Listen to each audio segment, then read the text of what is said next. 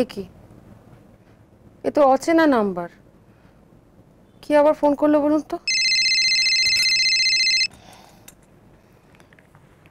Hello, সহচরী গুপ্ত বলছেন? সহচরী গুপ্ত তো বিয়ের আগে ছিলাম।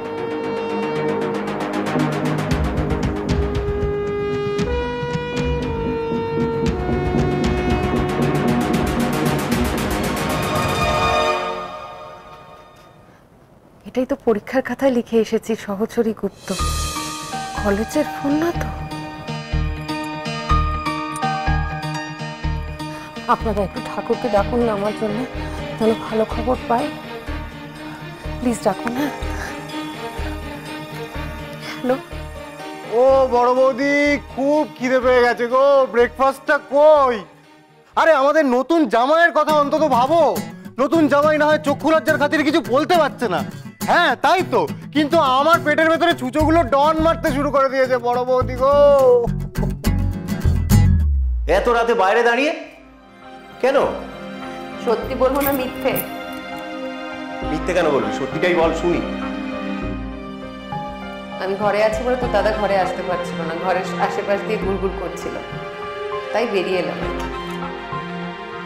ভাই, সকালবেলা উঠে হাউমাউ করে বড় বৌদি করিস না তো। বউঠানের কি কাজ কিছু কম থাকে? দেখ হয়তো রান্নাঘরে জল খাবার তৈরি করছে। তোর যদি এতই খিদে পেয়ে থাকে, একটা কাজ করতে পারিস। কালকে অনেক বাসি খাবার বেঁচে গেছে, সেগুলো গিয়ে গপ গপ করে মেরে দিতে পারিস। বাসি? বাসি খাবার খাবো আমি? তুমি তুই কি বুঝতে পারছিস না নাকি কার সঙ্গে কথা বলছিস? হ্যাঁ, লুক এট মি। আমার পেটের ভেতরে যে ছুঁচোগুলো ডন মারে না, তারাও সব এক একজন সেলিব্রিটি। ছুঁচোগুলোকে একটু সামলে রাখ ভাই। পুজো আজকে অনেকক্ষণ চলেছে, সুতরাং সব লেট। দিদি ভাই সবে শাড়ি পাল্টাতে গেল। হ্যাঁ, যা বাবা। আচ্ছা তাহলে সকাল থেকে বড় বৌদি কি করছিল? বড় বৌদি তো জানে আমার খিদে পেলে পেটের ছুঁচোগুলো আস্তে আস্তে মাথায় উঠতে থাকে। সারাদিন ধরে বাড়ি পরিষ্কার করছিল গো। বিয়ের পরের দিন কি অবস্থা হয় জানো না? একবার চোখ তুলে দেখো সারা বাড়িটা কিরম আবার ঝকঝক করছে। এই তুই চুপ কর, কানটা সব সময় তোর এই দিকে থাকে না? কি শুরু করলে বলো তো তোমরা সুমিতের সামনে? সুমিত এখনই এসে তোমায় ব্রেকফাস্ট দেবে। পিওর নির্ভেজাল বাঙালি খাবার। তুমি তো বিদেশে নিশ্চয়ই কন্টিনেন্টাল খেয়ে অভ্যস্ত, তাই না? ও, একটা কথা তো জিজ্ঞাসা করতেই ভুলে গেছি। তুমি আর কলি কানাডা রওনা হচ্ছে কবে? মানে হানিমুনটা ওখানেই হচ্ছে তো? সুমিত, আমরা সবাই কিন্তু খুব এক্সাইটেড, তবে কলি হানিমুনে যাওয়া নিয়ে আমাদের কাউকে কিছু জানায়নি। ওদেশেই কোথাও যাচ্ছ তো তোমরা? হ্যাঁ, মানে সেরকমই কিছু একটা প্ল্যান আছে। আসলে সেটা হয়তো একটু পেছোতে পারে। গতকালই একটা মেল এসেছিল, কানাডা যাওয়াটা হয়তো কয়েকদিন পেছোবে আর কি। হোয়াট? পেছোতে পারে মানে? আমরা এখন কানাডা যাচ্ছি না? হ্যাঁ, মানে ওই আর কি কয়েক মাস তো টাইম লাগবে। এক্ষুনি তো যাওয়া আর হচ্ছে না।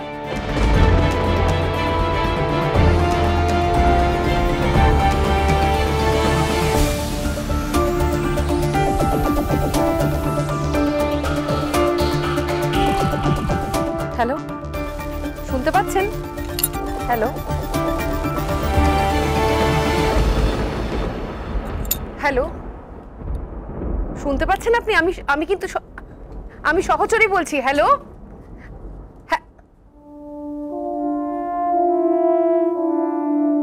কেটে গেল।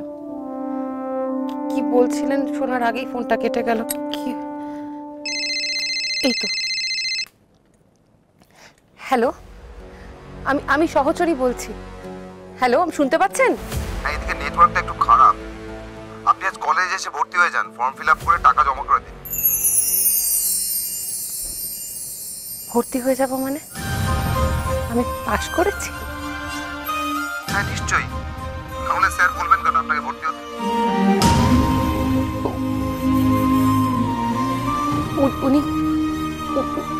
উনি বলেছেন আমি পাশ করতে পেরেছি। উনি ভর্তি হতে বলেছেন। আরেকবার বলুন আমি পাশ করতে পেরেছি।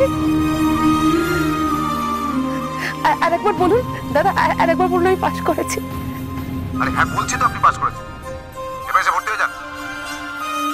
ধন্যবাদ, অসংখ্য ধন্যবাদ।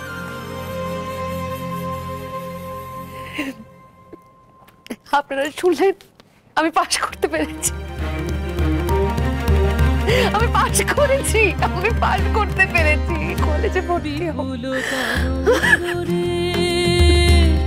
বিপুল তরঙ্গরে সব গগন উদ্বেলিয়া মহর পাশ করেছি। অনাগত আলোকে উজ্জ্বল জীবনে চঞ্চল একই আনন্দ তরঙ্গ বিপুল তরঙ্গরে বিপুল তরঙ্গ। আপনি আজ কলেজে এসে ভর্তি হয়ে যান, ফর্ম ফিল আপ করে টাকা জমা করে দিন।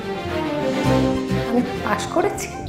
হ্যাঁ নিশ্চয়ই, তাহলে স্যার বলবেন কেন আপনাকে ভর্তি হতে? আমি পাশ করতে পেরেছি। তাই দুলিছে দিন কর চন্দ্র তারা চমকে কম্পিছে চেতনা ধারা দুলিছে দিন কর চন্দ্র তারা।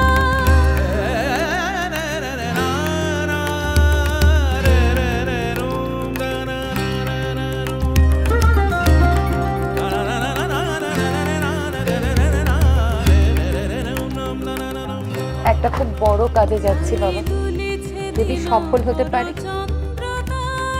তোমার খবরটা দিয়ে পেট পুড়ে খেয়ে যাব। তুমি শুধু আশীর্বাদ করো বাবা, যা করতে যাচ্ছি তা যেন আমি করতে পারি।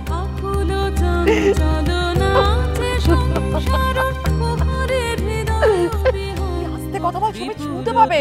কোথায় যাচ্ছিস? একটু আস্তে কথা বল, তার কথাও শোনে না এই মেয়েটা। কুলি একটু দাঁড়া না। বড় বৌদি, ও বড় বৌদি, বড় বৌদি, আমি এটা মানতে পারছি না বড় বৌদি, এটা কি করে হতে পারে?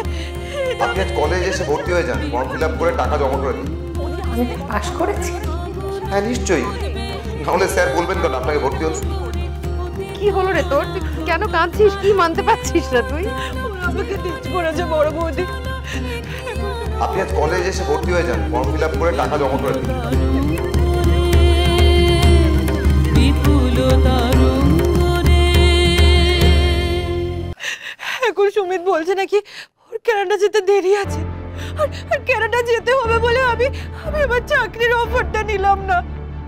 ও তো ভালো চাকরি, আমি এটা কিছুতেই মানতে পারছি না বড় বৌদি, এটা আমি জাস্ট মানতে পারছি না। কলি, প্লিজ চুপ কর। তুই যে কানাডা যেতে পারছিস না সেটা কি সারা পাড়ার লোককে শোনাতে চাস? This is going to far. এখন তো মনে হচ্ছে তুই সুমিতকে বিয়েই করেছিস কানাডা যাবি বলে। এই তোমরা চুপ করো না প্লিজ। ও বড় বৌদি, তুমি তো বুঝতে পারছো বড় বৌদি। কি গো, শোনো না আমার কথাটা। আমি কিন্তু ওই জয়েন্ট ফ্যামিলিতে গিয়ে খিদমত খাটতে পারবো না আমি। ও বড় বৌদি, ঘুরো না আমার দিকে।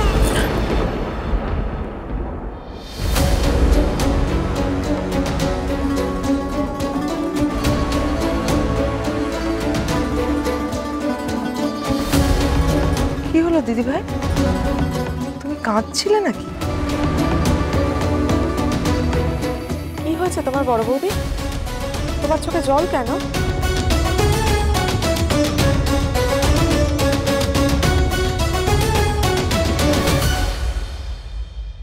লুচি ওটা দাও।